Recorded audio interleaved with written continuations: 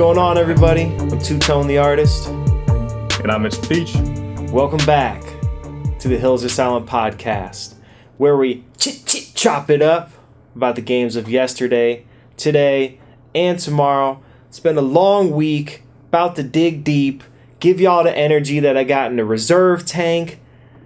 I'm ready to talk about some games. There's some stuff I'm excited to talk about. So, Mitch, let's do this. Let's do it. All right, so right off the bat, man, you got it. You've been playing it. Let them know what it is. Had to talk about it. I mean, I know we got an action-packed episode here, but man, I've been playing this nonstop since I purchased it, and it is the action RPG developed by Blizzard, Diablo 4. Woo woo! Diablo 4, man. I got people who don't even know anything about video games come up to me and are telling me are you playing the new Diablo game? Because it's everybody knows about it. It's popular and for good reason. It's amazing. It's been really hard for me to put it down. I actually, just before the pod, when I was waiting for you, I had my buddy and I get a quick campaign mission in just so we could keep moving on with the story. But yeah, excellent game. A great entry into the Diablo franchise. And for those who have not played a Diablo game before, the core formula of Diablo games is just essentially getting stronger equipment by defeating increasingly difficult hordes of enemies.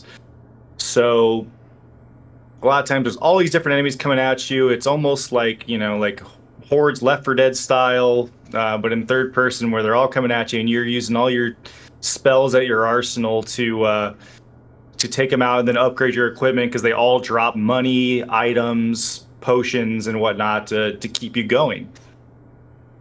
And there are 5 classes in this current Diablo, and they are the Barbarian, Sorcerer, Druid, Necromancer, and what did I miss? Barbarian, Sorcerer, Druid, Necromancer, and there's one other one, and I'm blanking on it right now. But I am a Druid in this one, and it is pretty freaking sweet. But before I go into that, I kind of want to keep going with just the overarching theme of the game. I am playing it with my friends. You can do it co-op with up to 3 other friends, which is cool. My buddy and I have really been staying on the same level and keeping together for the entire thing with one of our characters, which has made it easy, because the only kind of caveat with playing in co-op is you have to be on the same story mission in order for your campaign to progress if you're not playing with that same person.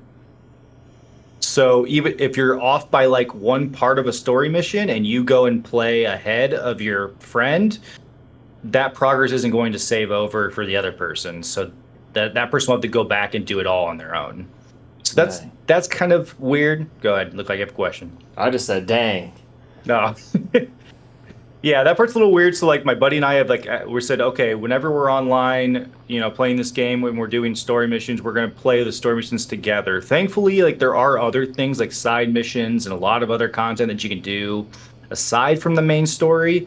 So if my buddy's not on, I can go and knock out some side missions or some other stuff.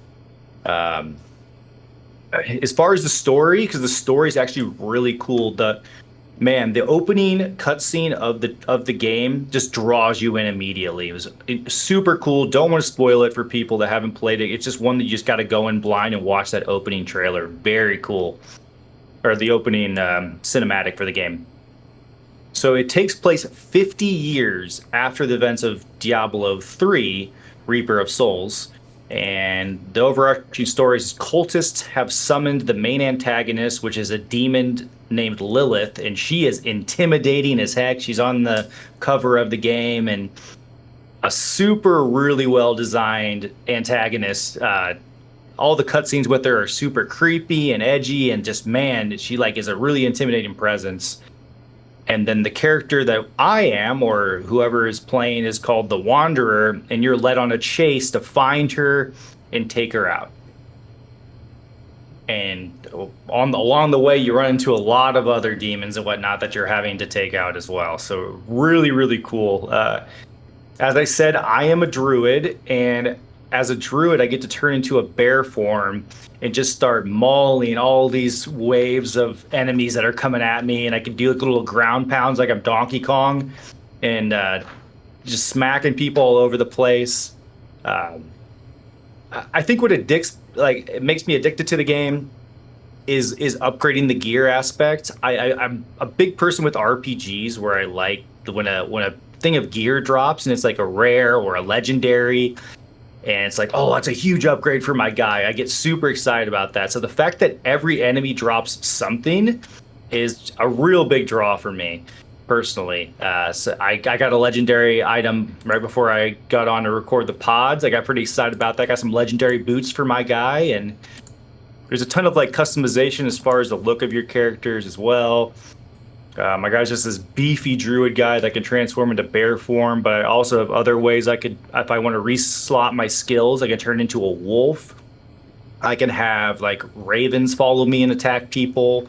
And that's only one class, like super customizable with just one class, but there's other ones like, the barbarian or the sorcerer or necromancer, where necromancers can have like all these skeletons, like a horde of skeletons just follow them and just help him in battle throughout each battle he's doing, which is really cool. And he can just send them out one by one, and they'll explode upon death. So some really cool mixing and matching with like skills and abilities for each character. So while there are only 5 classes, you can really mix and match abilities and skills on those 5 classes to make it seem like there's way more than just 5 characters. Along with that, I mean, there's enough to it. While the story campaign is fairly short, I mean, there's so much to do in the world they created. The map is massive. There's so many. There's a whole end game of Diablo. Like doing the campaign aspect is only basically the first step of playing a game like Diablo. There's so much more after basically what they call end game content. I mean, just to name off a few, there's PvP that they have in it. They have a bunch of increased difficulties that unlock as soon as you beat that first campaign playthrough. They have a hardcore mode. So like if you have a character who you basically make a character, and if that character dies ever, that character is erased and you lose the entire character. So it puts a little bit extra risk on, playing a hardcore character, but it's pretty impressive if you can level it up without dying. Like I said, there's a ton of side quests that you can do. You can find like specific altars throughout the map, so it's almost like finding collectibles or whatnot that can actually give you skill boosts as well. And the map is massive, so they're all over, and that's pretty cool. There's end game dungeons that you can do after you beat the campaign, and then there's these world bosses as well, which are just random bosses that you find when you're just walking around the map, and a bunch of people can gather together and take out these bosses. So a ton of content. They have seasons as well as they progress. Once the newness wears off, they start introducing seasons for each wave of content that they add in. So it's a game with a ton of replayability. I'm super excited to continue with it, and I really think this one, like I played a lot of 3, but I really think this one I'm going to stick with it for a while. Okay. I got a ton of questions for you. Yeah, I had to cram a lot in there. There's so much to talk about, but I've really only scratched the surface myself. Okay, first question. Where are you playing the game? Are you playing on Xbox or on PC? So it is on consoles. It's on PlayStation and Xbox, but I'm playing it on the Blizzard client on my computer. Okay. So, this game is $70. I know a lot of games recently or a lot of game publishers have hiked up the price of new games from $60 to $70. Is this the first game you've bought for $70? No. I bought Hogwarts Legacy for $70, unfortunately. Okay. But another one, I feel like both games that I bought for the $70 price tag have been worth every penny. So I'm very select with the games that I buy at full price. and they're ones that I feel like I need to be a part of the experience right when it launches. And Hogwarts Legacy was one, and definitely Diablo is one. Okay, nice. So did you buy this the day it released? No, I think I was maybe out of town or something when it released. So I think a few days after, though, very soon after. I played a little bit of the open beta that they did, but I'm never really a fan of open betas because a lot of times they like erase your character after the beta's done and you have to start all over anyway. So Yeah. yeah, a few days after release, but pretty close. So you said it's you and one other buddy that's been playing through it in co-op, correct? Yeah, we have a few friends who play it actually. I mean, I think I have maybe 5 or 6 people at least, but they are all on, different consoles, different levels and whatnot. So my buddy and I, my good friend Drew, we made a a pact together to like stay at least on the story content. We'll just go through that together, just me and him, and it's worked out pretty well. And then end game content, we can do that with whoever. But the cool thing is, no matter what level you are, if like our buddy Marcus sometimes comes in and plays with us, but he's already ahead of us in the campaign, but he'll come in and just chill with us and like help kill zombies, or not zombies, enemies, demons, whatever. When he comes into our lobby, his enemies are scaled to his level, so it's never it's a full experience for both people. It's not like he comes in and just starts blowing out every enemy that we have because he's a higher level than us. It scales down to him, so he's basically doing the same damage as we are, essentially. Interesting. So Which helps, makes it still a good experience. yeah, so you guys play with him sometimes. Do you ever just leave your lobby open for strangers to join, or no? I don't know if I mean, I see people in my world throughout sometimes just doing their own quests, but you have to actually invite somebody to party up. So there's nobody random that's like coming in and partying with you, but there are random people around the map itself doing their own thing and maybe in a party with some of their friends. Okay. And my next question is, what other Diablo games have you played? You mentioned playing 3. I played 3, and then I played the remastered version of 2 because they did do a remaster of that one at one point, and also very good. I mean, I've just the only one I hadn't played was the first one, but once I got a PC, I think the third one was close to coming out when I built my PC for the first time, and yeah, they're pretty addicting games, honestly, especially when you got friends playing with you. Yeah. Dude, honestly, I completely forgot that they remastered the second one. Like, that game was massive. I remember when I was growing up, I didn't hear about Diablo until Diablo 2 came out. But when it did come out, everybody, I was pretty young when that game came out. But everybody I knew that had a dad that played video games or like an older brother that played PC games, if they didn't have any other game, they had Diablo 2. I would go into everybody's computer rooms. Yep. And there'd always be a copy of Diablo 2 sitting on the computer desk. And I was just like, what is this game? And the box art was just so cool looking. But it seemed way too, seemed like a game for older people. Like, I was too young to play it. And then even just looking at the screenshots, even being young, I didn't really like the overhead view where your character's real tiny and then running around. Yeah. Like, at the time, I was playing a lot of other games, and I don't know, that kind of isometric view just didn't appeal to me. But I was interested in it. But I always looked at it as it being some super complicated game. And then years later, I played Diablo 1. And I actually played Diablo 1 pretty recently.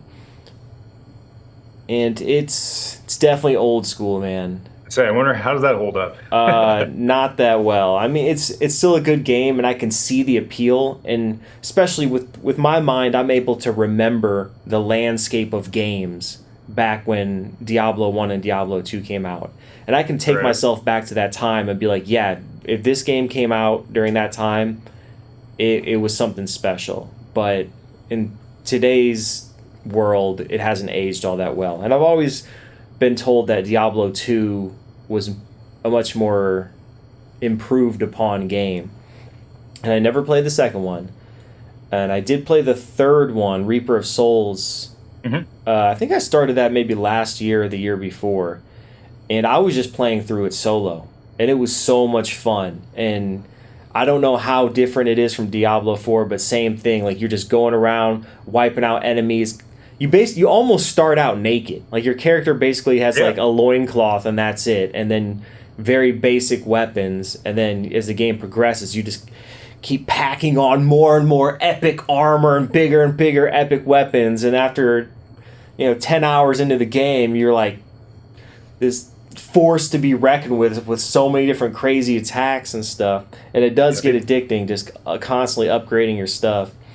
Yeah, they definitely stuck to that formula because I mean it's a great formula. Diablo 2 was very revolutionary for its time, and that constant upgrading. Like I got this huge like axe, like legendary axe that has these like really cool effects that like helps my when I turn to bear form, it gives me some more buffs with my legendary skill, and as I level up too, I get to like upgrade abilities and do different mixing and matching with certain abilities. So yeah, it's highly addicting. So you mentioned you played the remastered Diablo 2. So I'm assuming you played Diablo 3 first. Liked that game. Did you ever finish that game? Yes, I definitely finished. I mean, there's obviously end game content like all the other ones, but I did finish the campaign with some friends. Okay, cool. And what did you play that on? PC? PC as well. Yep, I've never played a Diablo on console. Okay. Three, I think, was the first one where they introduced it to consoles. Yeah, the interesting thing is when I was playing Diablo 3 Reaper of Souls, I was playing on an Xbox 360. Oh, okay. And yeah, I picked up a copy for real cheap, and I never played 3 when it first came out. So I'm going in like way, way, way after the fact. And I was like, holy crap, this is a cool game. And it runs great on Xbox 360, like 60 frames per second. I'm pretty sure it's 1080p. I mean, it's not like a super graphically intensive game, but it's always nice to have that great of resolution and performance even on an Xbox 360. Yeah, so that's cool to know. So when you went back and played the second one, did you beat that one? And what were your thoughts on that? No, I don't have the nostalgia for it that other people do. Like my buddy Drew, who I'm playing 4 with right now, he played the original 2 and has a lot of nostalgia for that. I went and played just the remastered version, and while I like all the Diablo games, I thought it was a good game. It didn't draw me as much because I don't think I have as much nostalgia for it as other people do. Got it. So would you say it's come a long way since Diablo 2? It's definitely come a long way for sure. And yeah, I mean, even 3 to 4, they've built upon so much stuff. Like I like that it's like, I feel like with 3, they got away a little bit from it being such a dark, and it was a little more too bright for like a Diablo game. But 4 is dark, dreary, everything is, everyone is poor and dressed, town, they don't look like they have any money. They look like their towns are completely destroyed, or they're barely hanging on by a thread, and like because obviously these demons are coming and taking over. So I like that it's a super dark tone, and I think it does that better than the third one did. All right, so my other question is, are you playing it with a controller or keyboard and mouse? Keyboard and mouse. Okay, yep. Cool. I've only ever played Diablo games on keyboard and mouse, and it's hard to. My buddy did switch between keyboard and mouse and a controller, and it does vary. They have a really good controller scheme for it. Well, that's good to know. Yeah, when I was playing the third one on Xbox 360, it played well with a controller. I've got friends who have only Xboxes, and they're playing it on just Xbox with their controller, and they're loving it too. And you are able to, a really cool feature, I'm not sure was in 3 or not, but you can cross-play in this, so I can play with them on PC while they're on Xbox, which is fun. Okay, cool. All right, my last question is, I vaguely remember a bunch of controversy that the next Diablo game was going to be a mobile-only game. Was that Diablo 4, and did they end up making it... So there is... Or is it 2 different games? There's 2 different games, yes. Okay. There is Diablo Immortals, which is the mobile game. And that is a very heavy heavy pay to win game, which I mean, being a mobile game, it kind of makes sense. But there was a lot of ads coming out, or not ads, but a lot of news coming out about how much people were spending on this Diablo Immortals because it was the only way to make them stronger, and they were addicted to, like the Diablo formula. You're addicted to getting stronger. So, yeah, there was a lot of microtransactions going on in that mobile game. But happy to say with Diablo 4, you just pay that $70 and you don't need to pay for anything else. Got it. All right, man, cool. Anything else to cover on Diablo 4? No, I'm going to play a ton tonight though after we're done recording, and I highly recommend it to anyone that's in the market to play something that's sometimes mindless, like fun of just killing hordes of enemies and upgrading loot and creating a stronger character, but it also has a really good in-depth story that I've really started to enjoy. So yeah, great game. Highly recommend. That's all I got. Cool. I will pick it up 5 years from now when it's $20 or less. Yeah, you are better than me. I'm one who's got to be a part of the experience when it's happening. All right, man. Well, for me, lately I've been playing Atomic Heart, and I've been playing it on Game Pass, which is awesome. Yeah, I'm interested to hear this one because So, dude, I was so hyped for this game. Ever since the first couple of trailers released, I was like, that is a game. That's my type of game. That's the type of game I play. I'm looking forward to that.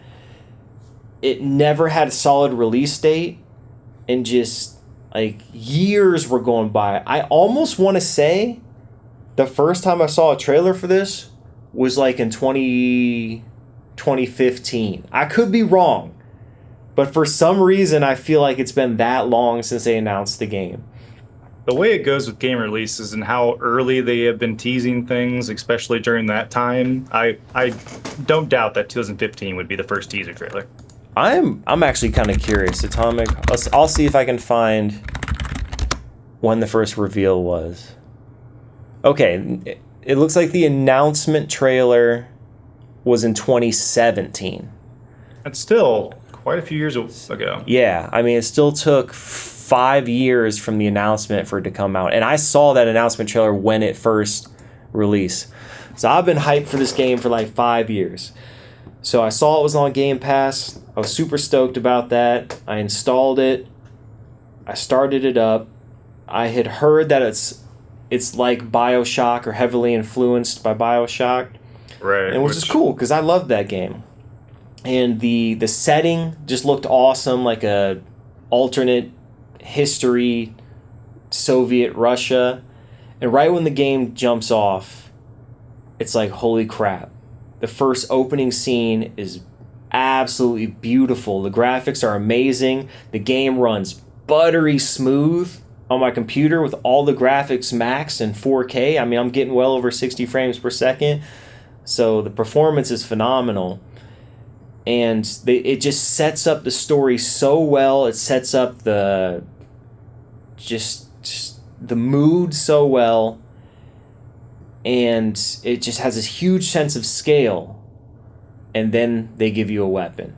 And everything goes downhill. I mean, I was ready.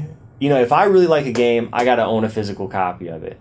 So I was ready to go out and pick up a physical copy of this just based off like the first hour and a half of the game because the opening was so incredible. You're about ready to pay that $70 for it. Yeah, you were man. sold, It would have man. been my first $70 game. Yeah, I was about ready to drop the cheese. But man, as soon as they give you a weapon and they start introducing you to the combat and the actual game mechanics, dude, everything just falls apart. It is. If I initially thought, okay, it's just the opening fight with like the first enemies you're encountering. You have really low level weapons. Maybe if I just stick with it, I'll get some better stuff. There'll be bigger and badder enemies. It'll just get better, right? Just hours after hours after hours. I'm just sinking into this game. I'm like, all right, when is it going to get good? When is it going to get good? And then like 7 hours in, I'm like, dude, I am 7 hours in this game and it's still not gotten good yet. The combat is so janky. Like it's just clunky. You never quite feel like you're in control. All the enemies have this attack pattern where it's mostly melee combat. With a lot of the common enemies, they come up, they hit you a couple times, and they'll telegraph when they're going to do a critical hit. It'll show like this red circle on the screen, and then you have to dodge it, because if they hit you with that critical hit, it's either going to kill you immediately or they're going to knock you on your butt and then finish you off with follow-up attack. But just the way it plays and the way the control scheme is laid out, you just don't have time to dodge. So oftentimes you get hit with these moves that knock you back, and in games it's never fun to get knocked down on the ground and then have to wait for your character to slowly get up, and you get caught on level geometry. If you get swarmed by two enemies, you kind of get like locked in position. And just for a game that's totally based on like dodging and parrying and stuff, to not ever feel like you're fully in control, everything just feels real sluggish. Like it just does not feel good with the combat. And they really limit your ammo. Like they try to be an inventory management style game, so you have to bounce between melee combat, your guns with limited ammo, and your guns with rechargeable ammo that recharges really slowly. So you're constantly cycling through these three types of weapons, and it's just never fun. I'm just like, dude, just give me a gun. I want to just go through this. The levels look awesome. The enemies are cool looking. I just want to go through guns blazing. And this game is not set up or designed to be played that way. And there's no likable characters. No. Your main character, he's just obnoxious. He's got a sidekick that's like this artificial intelligent thing that lives in his hand, and like their banter back and forth is not entertaining. The weapon and upgrade box, that it has an artificial intelligence of its own, and it's this female robot voice, and it's like hyper sexualized, and it's like soup. It's not even funny. Like, I grew up in the era of Duke Nukem, and like say that it can be funny, but this is just like uncomfortable and cringy, and it just seems like there's no place for it in the game. It just seems kind of pointless that they even had that. And so there's no likable characters, and your main character, he is irritated with everything you have to do in the game. So he's sitting there, he's narrating or commenting. So your artificial intelligence guy would be like, you need to go get this thing, and he'll be like, oh, I gotta go get another thing? Oh, here we go. Or you have to like hold off these waves of enemies. Oh, I gotta hold off a wave of enemies. Oh, here we go. And the whole time you're playing, you're like, yeah, he's right. This does suck. Like he's basically commenting on how much the game is sucking the whole time you're playing the game. And you're like, dude, why did the developers choose to openly have the narrator like bashing the game while you're playing it? Because then it just kind of like, eventually you start catching on, like, yeah, he's right. This does suck. I do have to like fetch the 150th key in the last hour. Like, oh my God. Yeah, it's just, I don't recommend it. And I hate to say that because I was super hyped for the game. It seems like it should work on paper. You're like BioShock mixed with like Wolfenstein style graphics and settings and like story. That should work. It totally should work, but for some reason it just doesn't. And like we were due for a BioShock type game like that. I mean, I feel like they entered at the best time possible. Yes. Like we are craving something. Yes, exactly. So I don't know, man. Maybe it gets better, but after like 7, if I'm not feeling a game after 7 hours, and I'm not like right near the end after 7 hours, like I'm not gonna keep playing. And it's just. Do you get like powers like a BioShock type game? Like, okay, you do. Are any of them interesting or?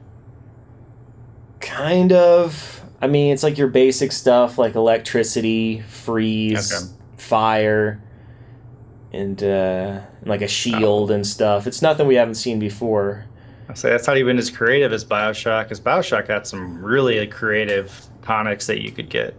Yeah, and it's just like there's a lot of like annoying small enemies like that fly around, and those are never fun in games, especially if you don't have ammo. It's one thing if I got a ton of ammo. It's already annoying to shoot little tiny flying enemies with a game you have a lot of ammo in. But when you don't have a lot of ammo and every shot counts, it's just like, ugh. Well, another flying annoying enemy. But yeah, the levels are cool. The environments are cool. The enemies are so cool. The graphics are amazing, but it just doesn't have it in the gameplay. And yeah, man. Unfortunately, not good news on this. Sad, because we have such limited time to play games, and it sucks when you start something that you're excited for and it lets you down. Yeah. Anyway, picked up some better stuff that we'll talk about on the next episode. But you were telling me about the Xbox game showcase, which I didn't watch. I missed it. But apparently you watched the whole thing. How was it? I did. So there was actually a whole Summer Games Fest.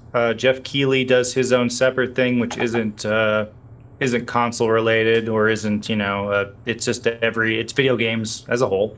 So he does his thing. PlayStation did their showcase, and then Xbox did their showcase. And I did watch the full Xbox one, and I watched like highlights of the Summer Games Fest and PlayStation ones, because I'm always very curious on what's coming and if there's any surprises or release dates or anything like that. And Xbox has let me down the past few years as far as like releasing exclusives to their console. So I was interested to see what they had up their sleeve, and honestly, really didn't disappoint. Okay, as I have, I was very pleasantly surprised by how many games they have coming out, and it seemed like all the fanboys and all the the gaming critics were very pleased by it too, which is a positive sign.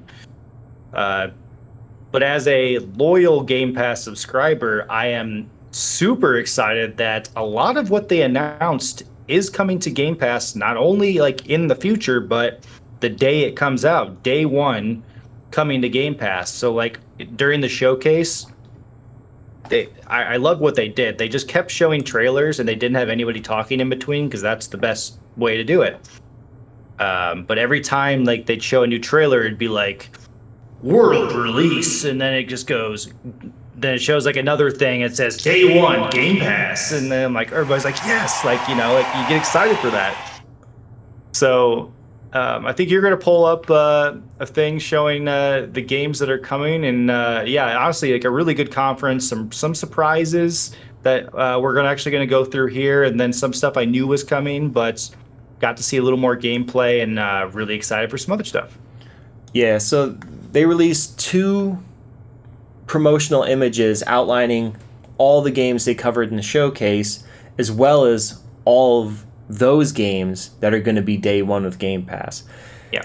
And just looking at the initial showcase list, I mean, heavy hitters, man. Starfield, which is finally coming out. Long time coming. That's the latest game by Bethesda. Mm-hmm. And made by the people who make Skyrim and Fallout. We've got Forza Motorsport, which I'm assuming is like a reboot, because shouldn't they be on Forza Motorsport like 39 by this point? Yeah, honestly, they're just like, it's a complete reboot. They're just going Forza Motorsport, which, sure.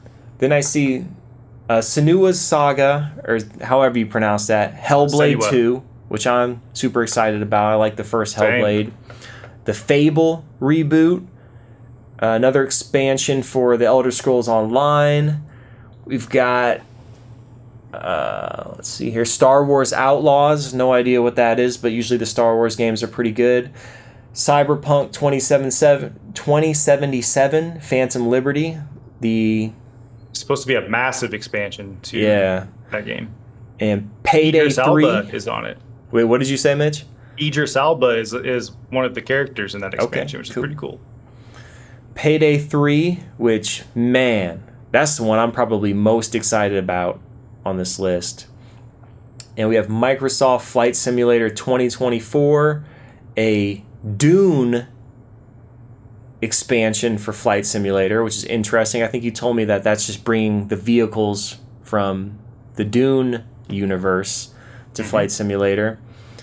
A Monkey Island themed add-on for Sea of Thieves, which is unexpected but yet kind of makes sense.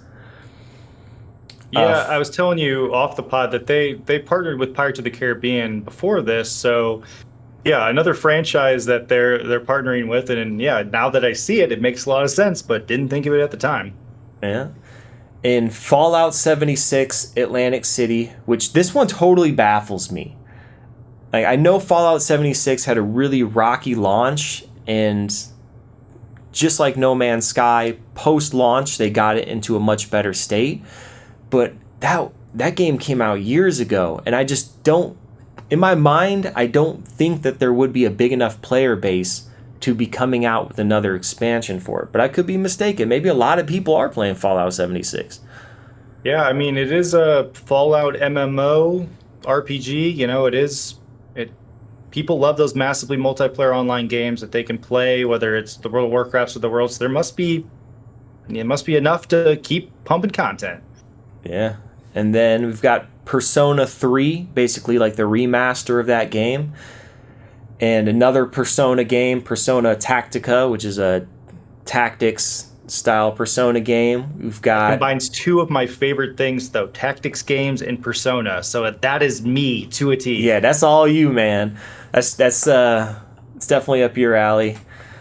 And then we've got Like a Dragon, Infinite Wealth, which it's no longer called Yakuza, but it is another Yakuza game, now known as Like a Dragon.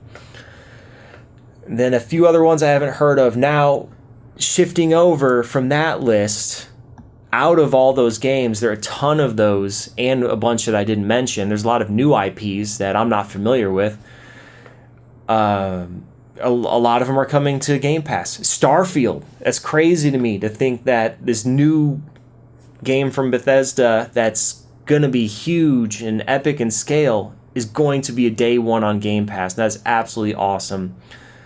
Forza Motorsport, Hellblade 2, the Fable reboot, Payday 3, the Persona games, as well as a handful of other ones, and Flight Simulator. That's cool that that's on Game Pass as well. Yeah, people love that. Like I'm not a big flight guy, but people that are into flying love these games. Yeah, same here. It's like not a game I would play, but I totally respect it.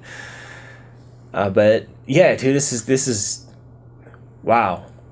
One hell of a showcase. So yeah, I was shocked. They just kept showing trailers, and I was like, "This isn't ending anytime soon." Like every time I thought it was going to be done, no, they just kept showing stuff. I'm like, "This is what we needed," because going into this, the theme around Xbox and Microsoft was they just didn't have the exclusives, and that's kind of been the running thing forever, at least post 360. Because everybody's like, oh, PlayStation runs the world because they have all the great, they have all the great exclusives. But Xbox is bringing it. They're doing good things. Yeah. So I would like to check out a lot of these trailers, especially for the games that we're more interested in. So Mitch, let's dive in, check some of these out, and learn what to expect with what's coming to Game Pass and just coming from Microsoft. So to start off, let's watch the trailer of Like a Dragon, Infinite Wealth, because I mean, you and I love the Yakuza games, now known as the Like a Dragon games. So yeah, all right, man, I'm launching it up now. Yep. All right, so there's actually 2 Like a Dragon games that are in development and getting ready to come out, and this is just one of them. All right, same studio that makes all the other ones, and it's the same character from the 7th game, right? Yes. Okay. All right, he's waking up on a beach. Ichiban. Yeah. All right, he is naked for some reason, waking up on a beach. How does that happen? That's kind of like some what's that movie where those guys lost their friend and they couldn't remember what happened? The Hangover. Hangover, yeah. That's and then they're totally pulling a Austin Powers where they're just covering his junk up with everything.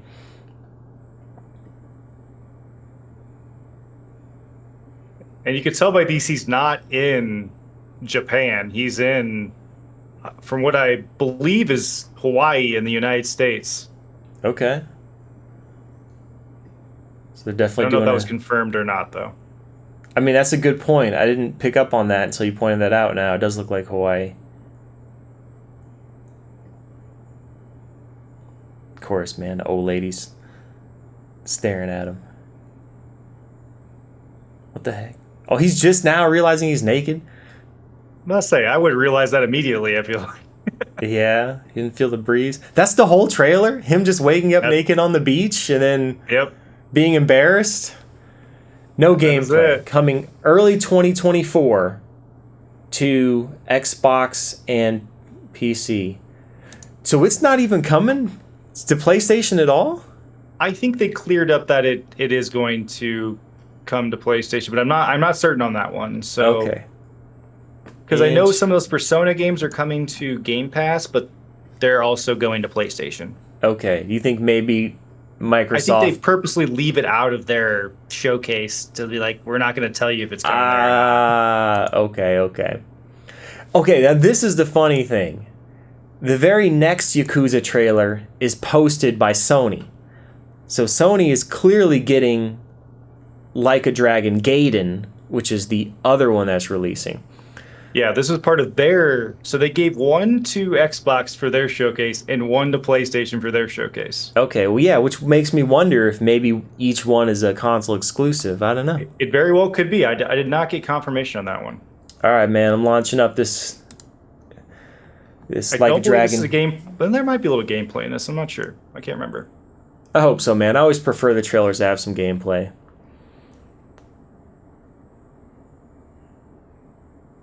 All right, this one already looks way more serious in tone. Oh, yeah. The other one was all bright and colorful. This one's all dark and moody. Mysterious.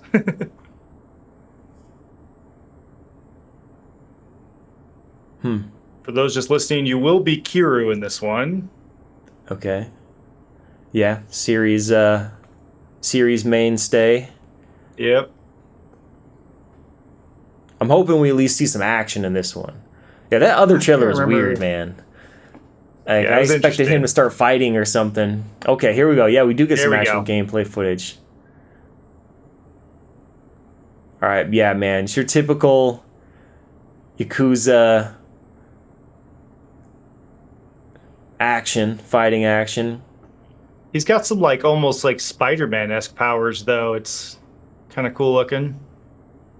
Yeah. Wow, that's flashy. Opening up a... Is that the main enemy, I'm assuming?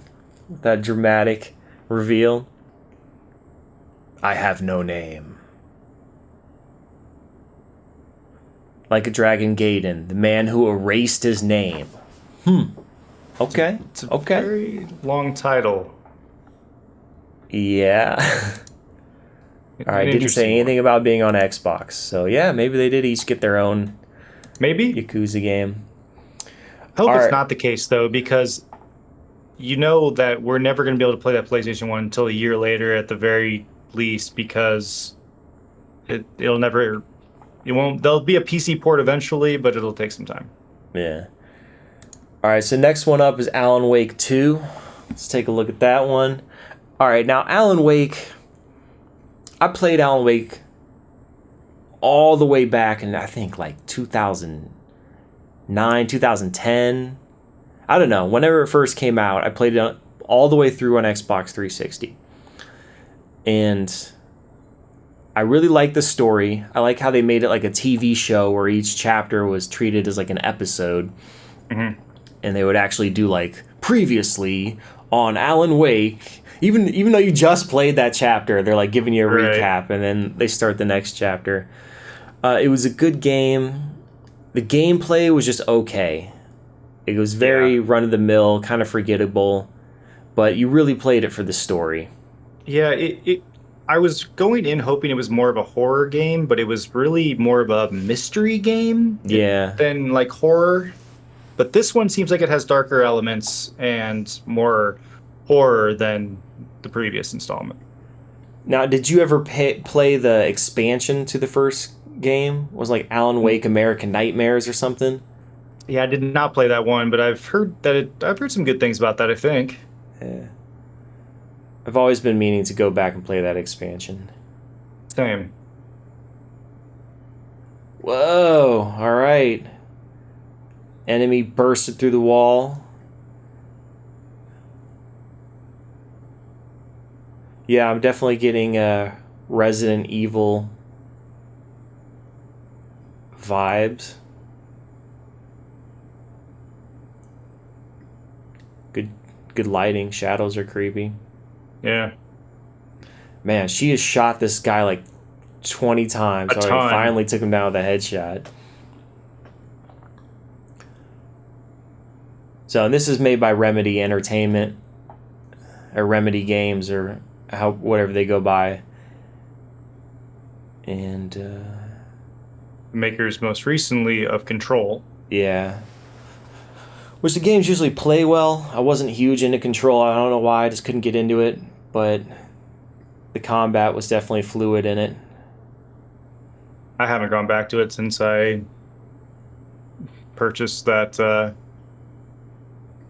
whatever the game with all the DLC back in Christmas time. Yeah. Tattooed Heart. Yeah, I don't know, man. I'll wait on this one, see what the reviews are like. Yeah, definitely. Although Control got really good reviews, and that game really wasn't my forte, but we'll see. Not super hyped about it.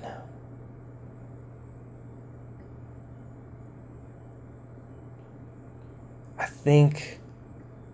Okay, so they're finally showing Alan Wake. Yes. Like almost the whole trailer was of a different character. Yeah, I watched a little bit after. I think they had the developer talking, and you will play as both of them, but the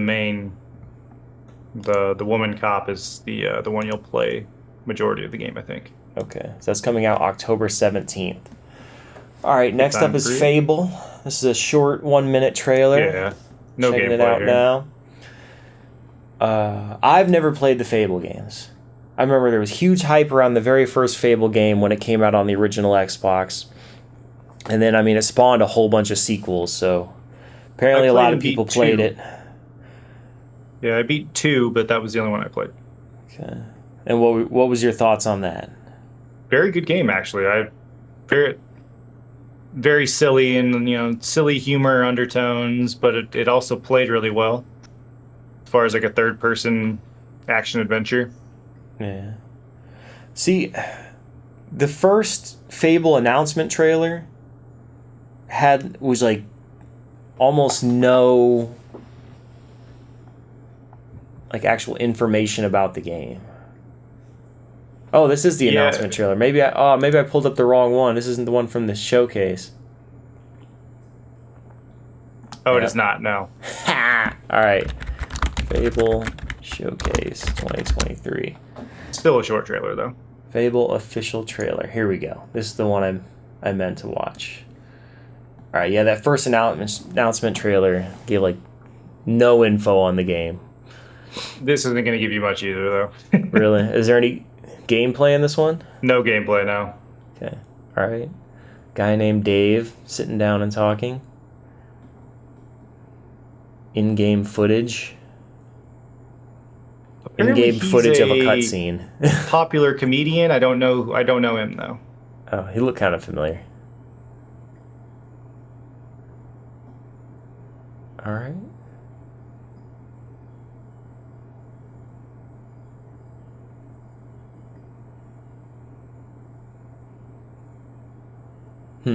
Like maybe that's like gameplay or at least cutscene.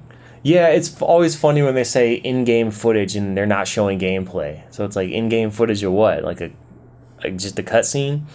Right. Oh, that's cool. There's like a werewolf enemy. Probably would be better with sound because this guy's like, I guess, narrating what's going on. I'm sure he's cracking jokes. Yeah, he is cracking jokes.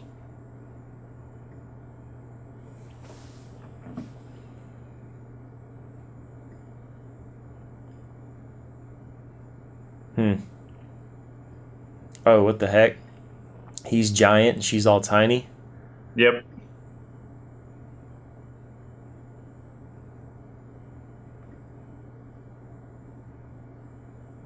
Alright, I wonder if that's actual gameplay. So it's showing her running from this guy as a giant. That definitely looks like it. And then he finally caught her. Like he was about to eat her. Okay, yeah, it just...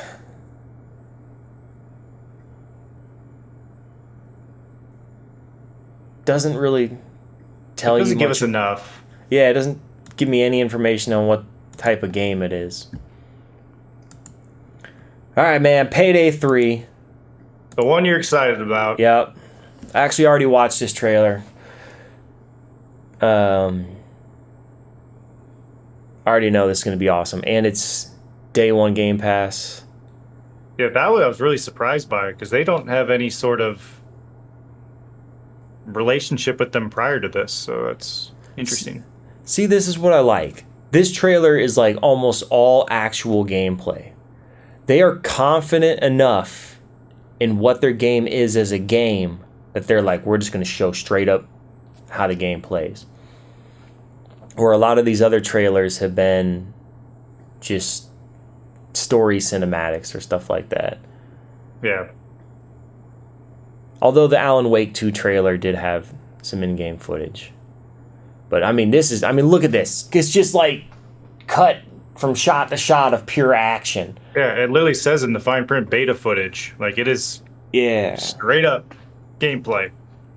And they're letting you know, they're like, this is just the beta footage. You think this is action-packed, man? Wait till you play the actual game. Yeah, this is going to be epic. Yeah, because when did Payday 2 come out? It's been... 2012 or something? Years? It's been over 10 years, I think. Yeah. Oh, so man. The fact that they can come from a 10-year hiatus and then deliver some pure gameplay footage, you know, that's confidence right there. Yep. They don't care, you know, what people Coming have to say. September. Coming soon, too. All right, man. I'm checking out the Starfield trailer.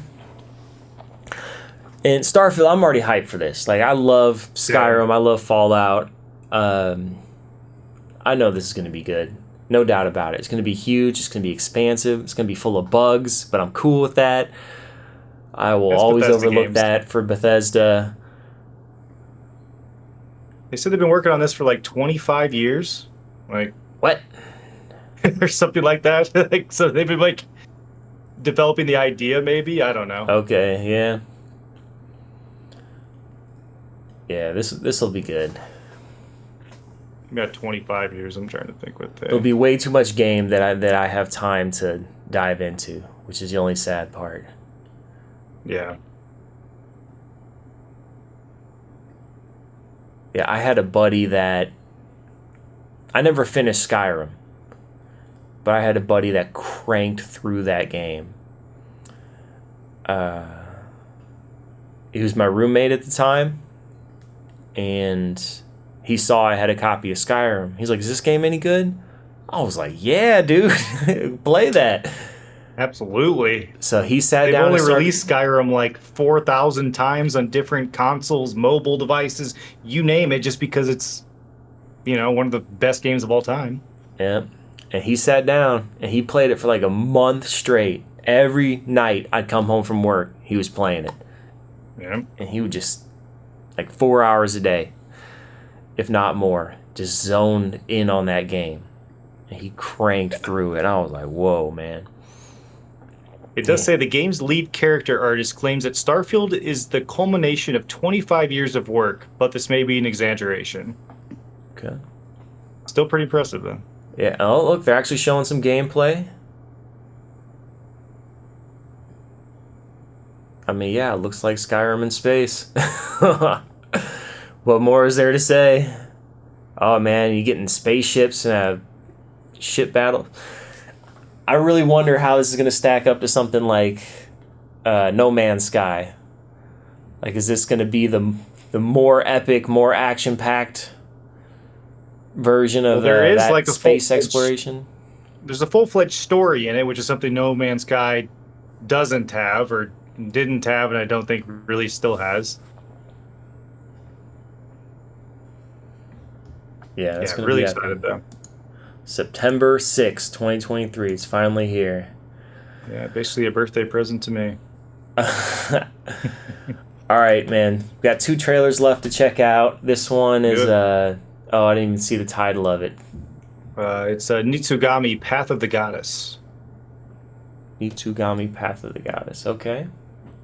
A new IP. I know I get pretty hyped about sequels, but it's always I love a good stuff. new IP, especially from Capcom. Yeah. They're on top of their game right now. Yeah, man.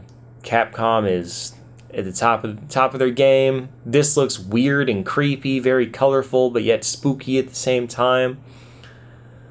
Very unique art style. Yeah, and I'm always a sucker for good art style or just unique and different. Yeah.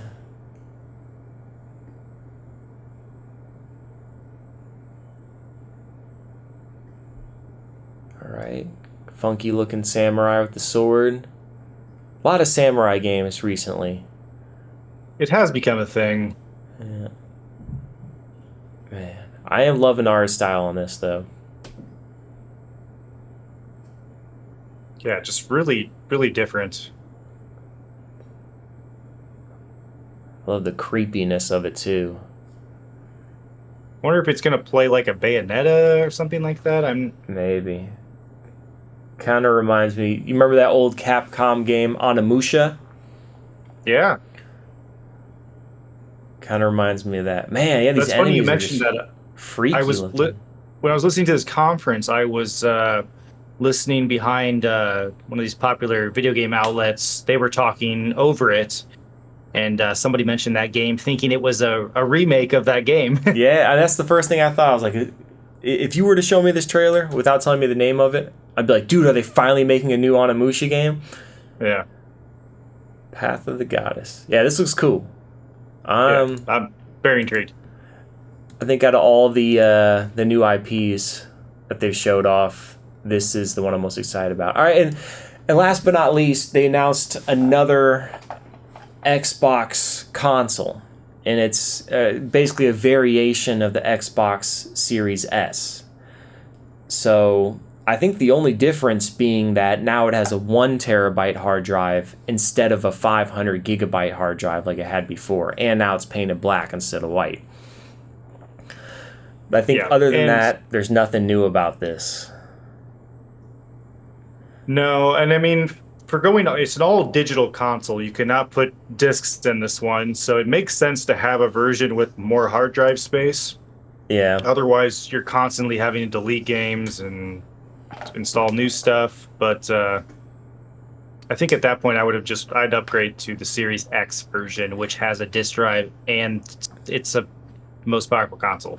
Yeah, it's kind of a weird place, and I get why Microsoft made the Series S, because the Xbox Series X is a beast of a console, but it's $500. And when you're just, I've said this scenario before, but when you're just like looking to get a gift for your kid for Christmas or something, and they're begging for an Xbox, but you're just like, man, I don't have the money to just go out and buy you a $500 console, and then I still have to buy you a game. Like, your initial investment is pretty high. So it's nice to have a game or a console that plays all the same games at a much cheaper price point.